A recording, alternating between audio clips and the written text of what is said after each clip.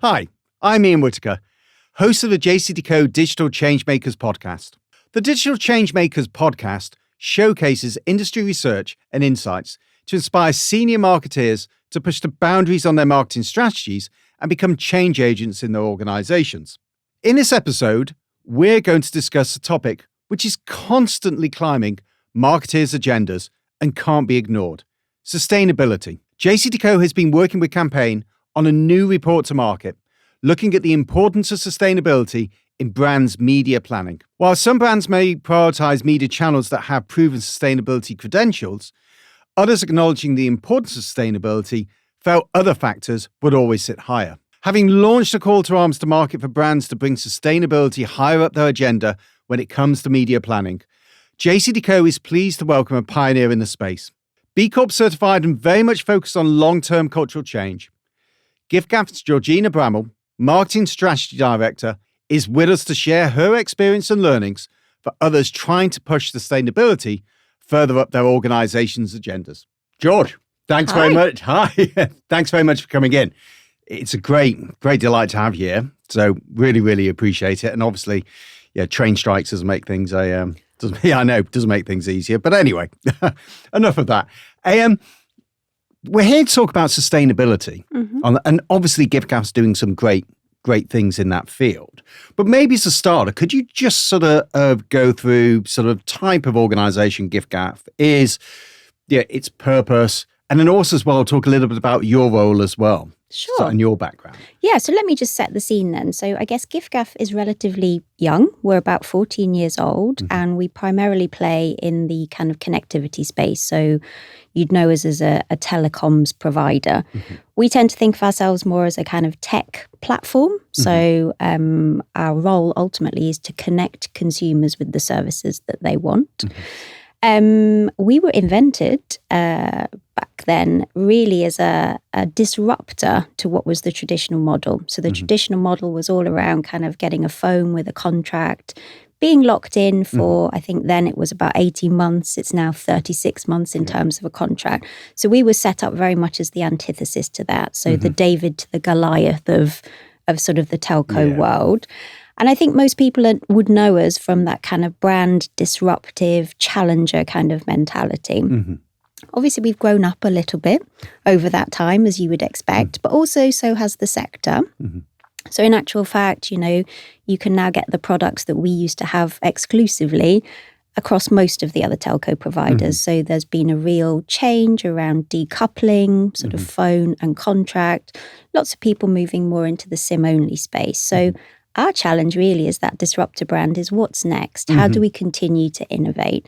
And that's partially where things like sustainability come in, because we know that consumers are much more aware of how important that is and much more aware of the impact that they have, on the environment around them. But it's also around finding the other things that we need to kind of make good within that kind of wider landscape. So we've just launched a product actually, which is a contract product, but very different to the other contract products you can get in the market. So it's still inherently flexible. You can leave without a massive kind of penalty. There's great value there. You can change your plan up and down. So it's very much on the side of the consumer and different to what you can get within the other providers. A little bit about my role. So my role is Marketing Strategy Director. So I sit within the marketing team, but I also work really closely with the rest of the business. So we're about 230 people. We're not a massive organization. And so it's really exciting for me to be able to working with our tech colleagues, our product colleagues, to really think about what we want to do and how we want to move the organization forward. Sustainability is one of those kind of key things, as I said, that I'm working on, but equally looking at other new business opportunities, looking at innovation around how we kind of service our members. Important point to note, we call all of our customers members because we genuinely believe that we're in a relationship and we really believe in the concept of mutuality. So they committing to us and us committing to them. No, I mean, that's great. And I sort of just want to pick up on something that you said, because it actually feeds quite nicely into sort of the next question, actually. I mean, one of the themes that we've had, sort of persistent themes that we've had on this podcast series, is to talk about really the importance of marketing getting really to know the priorities are of the different stakeholders across the company, particularly when it comes to areas such as finance, but also as well strategy and etc. And I just really that sort of aligns what marketing does with the rest of the organization. Can you just give us a sort of overview of how you in charge of marketing happened then to be, as it were, almost transformed into being in charge of business strategy and then change transformation when it came to sustainability? Yeah, I mean, I think, if you looked back at our founding principles, sustainability was one of the key founding principles of our brand. So when it was originally set up, we very much thought around what is our footprint. So deliberately, for example, we're not in call centres. So our service operation for our members is actually member-led. So it's a community-based service model with our members actually reaching out and helping other members with the challenges that they have. And I suppose it was quite easy, which isn't useful for a Changemaker podcast, but in a sense, it was quite easy to harness that original thought and really take teams on the journey kind of with the marketing team to see how far we could expand the thoughts around sustainability into the business. And actually, one of the things that you might know is that we've recently come out to say that we are a B Corp. So that was quite a long journey for us, roughly around 3 years. But I think your point around how do you galvanize other people in the business is absolutely the right point to make. We couldn't have done that just as the marketing team. It was about spending time with the likes of the finance team, with the product teams, with the tech teams to understand what it meant for them and what it would mean collectively for us as a business and why it could be a positive point of differentiation and growth. It also meant kind of wider stakeholder conversations. So again, you might know that we are part of the VMO2 family, which means we're kind of co-owned by Liberty Global and Telefonica. Clearly, big shareholders. And so conversations around things like B Corp had to go right the way up to, that level in the organisation. Because by committing to be a B Corp, we were actually committing to sort of putting people, planet and profit equally in all of the decision making. And that sort of ethos is really the thing that has helped the business all get on board in some of those decisions we're making. I guess to give a couple of examples, we, recognise that our consumers were in challenging times, cost of living crisis. So we made a decision to fix our UK prices till the end of 2023. So for the last 2 years, our prices haven't moved. Now, of course, that's a lovely, easy decision to make with a marketing hat on because it's great. It works for the consumers and our members get absolute benefit. But with a finance hat on, it's a much harder decision to make. And so coming round the table together to debate the kind of pros and the cons of that decision is where that richness has really happened. Those different perspectives around the business and understanding how we can try and corral around a central point, which ultimately is around kind of trying to value all of those three things and find the right way through for everyone. And as you say, I mean, it really is sort of negotiating. It requires quite a bit of skill, quite a bit of practice, but sort of key emphasis there. You also as well need to know the other parts of the business and know what their priorities are and so forth. It is. It's putting yourself in those shoes, I think, and trying to imagine, from their perspective, well, how are they feeling? Is this seen as a challenge? Is it seen as an opportunity? How do we start to kind of, grow that conversation between us? Okay. And I just want to actually go on to that sort of B Corp journey, because a few companies have made it now, but obviously it still remains the minority. Yeah. Amongst corporates. Can you just walk through? I mean, I think we've sort of just talked about some of them here. We just walk through sort of the process of doing that.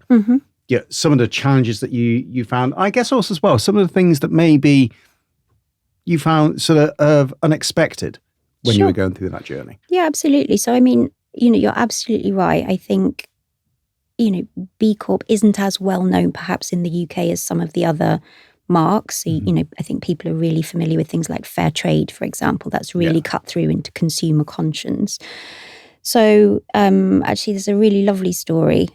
Sophie, within the marketing team, was on a long drive home, I think, from Cornwall with the kids in the back of the car, and they just needed to stop at the services because, I don't know, whatever was happening was happening. And she happened to pick up a chocolate bar. And on the chocolate bar was this little logo, and it prompted sort of a journey of curiosity. You know, what is this about? You know, what does it mean? How do we understand more about it? And so she originally brought it into the business for us to start to think about, could this be something for us?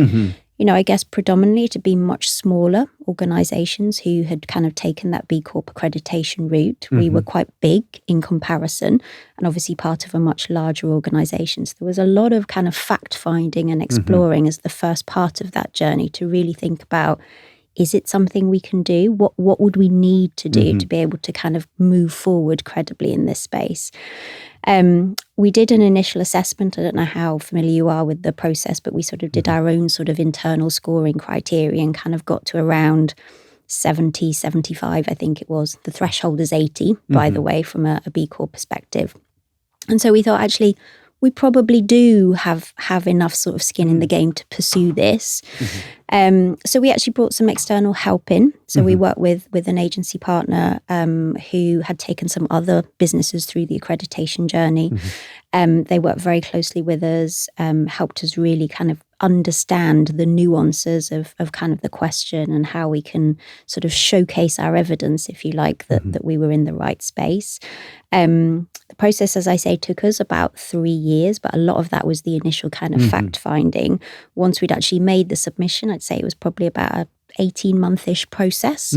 It involves on-site visits. So, you know, they came to look at our office. Our offices are in Uxbridge. They actually are incredibly sustainable, which is brilliant. So, you know, we have grey water harvesting, we have, you know, recycling, we have lots of sort of sedum roofs, etc. But we do have a gas boiler.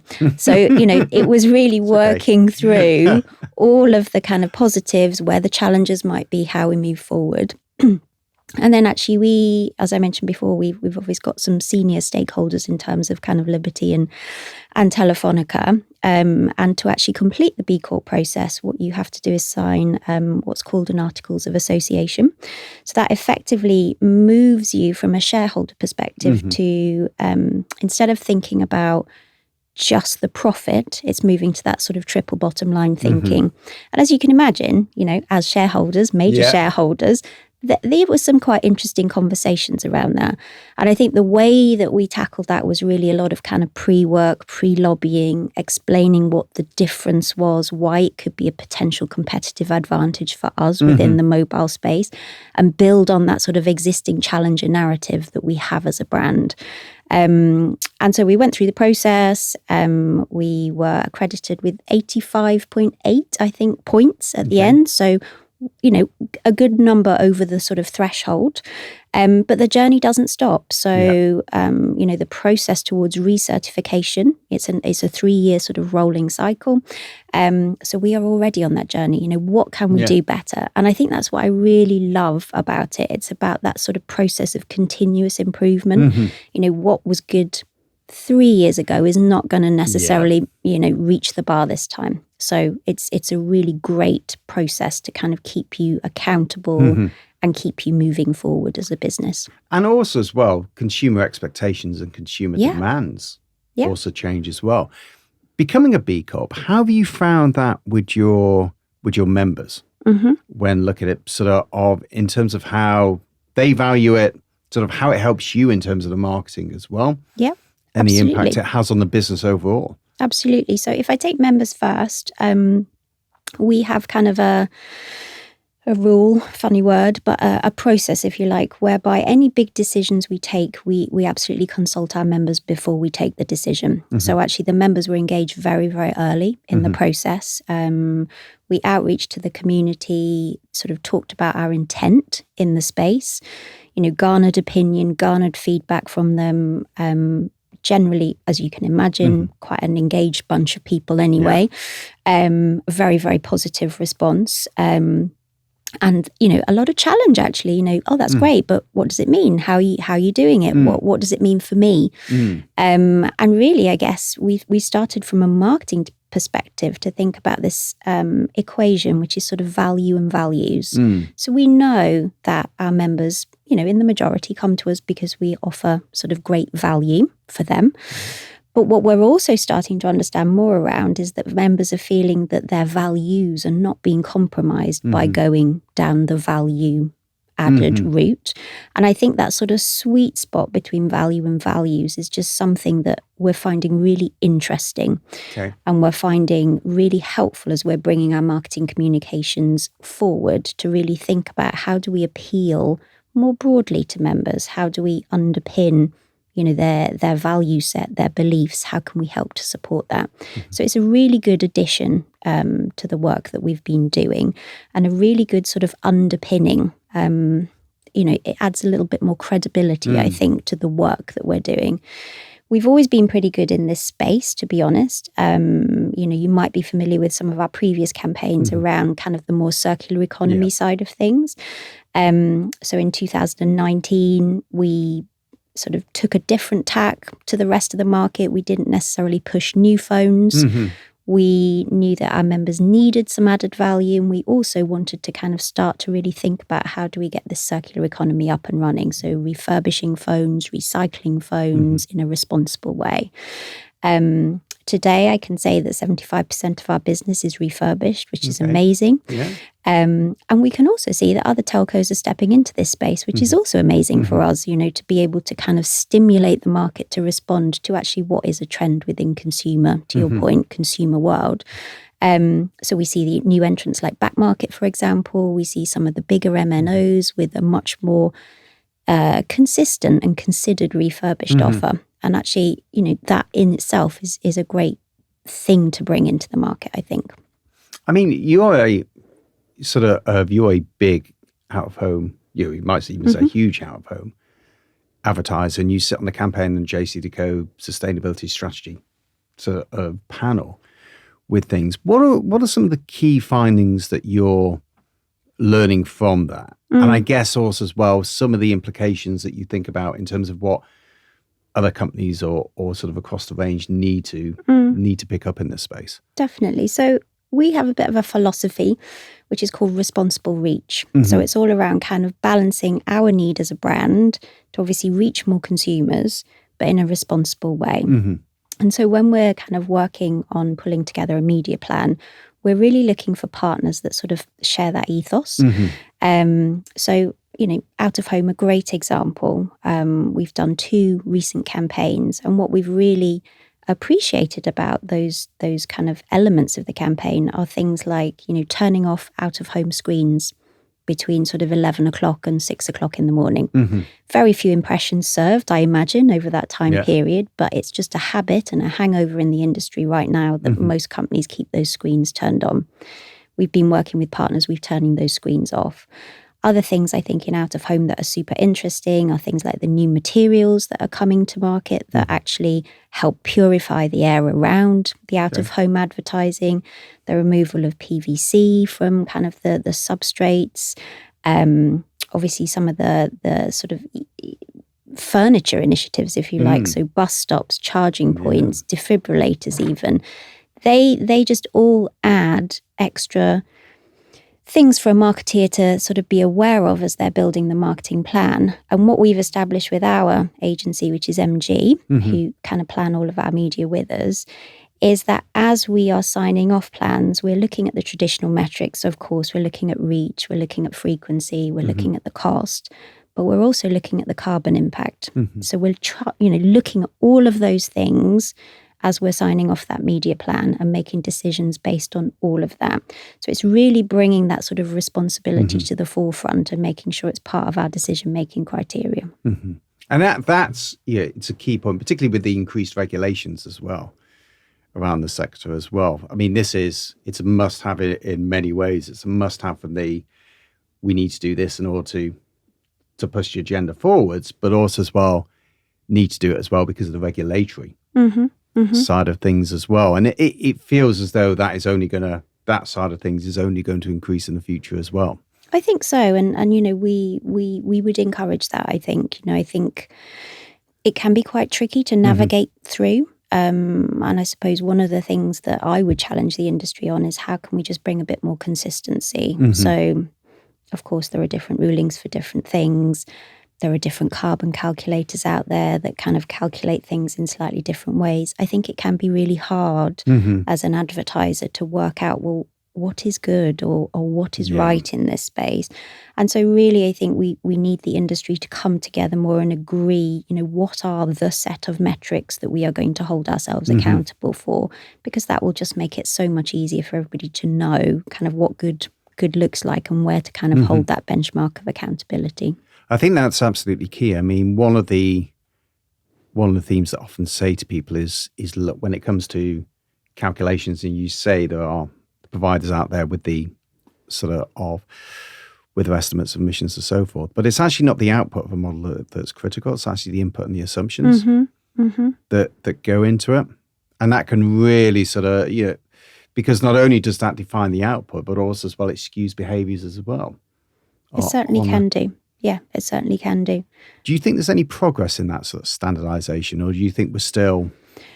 I'm really encouraged. I think a lot more people are leaning in. So if I think of conversations that I've had probably in the last 6 months, I think they've been a lot more engaged. I think some of the industry bodies are really trying to corral and coordinate and bring the various media owners together to get to a common place. I'm not sure it's happening quickly enough, I would say. Okay. I think we've got some work slightly outside the UK. So GARM, for example, have brought in quite a few. I think there's about 10 sort of key tenets that they talk about in terms of their ESG principles that, advertisers, media owners, etc. should be thinking about. But I'm not sure it's really translated into the UK market. So I think we sort of need that sense of what is the framework that we can all play within to do our bit to decarbonise advertising. Yeah, I think that's probably true. For people who are considering going down this journey, sort of what would your advice be to them? I think my advice would be don't approach it lightly. I think it is a rigorous process. So, first of all, do a bit of homework around where you are as an organisation.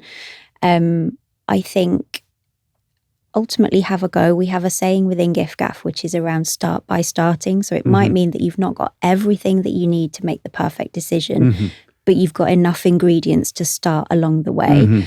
So I would definitely say, do a bit of homework, start by starting, maybe talk to some other people who've been through the process. There are also some great sort of support partners out there who've got expertise of working with other organisations to help them get through that accreditation process. Engage with them, talk widely, come find me. Very happy to chat with anybody who wants some, support or some understanding around how we went through the journey. But definitely start by starting, and the time is now, I think, to kind of make these changes in your organisation so that you can have that much more balanced sort of future moving forward. That's perfect. George, thanks very much. Thanks very much for coming in. That's been absolutely great. No worries. Thanks for having me. No, not at all. It's a pleasure. If there's anything you would like to ask us or hear more about, you can visit the JCDecaux Digital Changemakers Hub online. We hope you enjoyed listening, and wherever you get your podcasts, don't forget to subscribe, like, and share.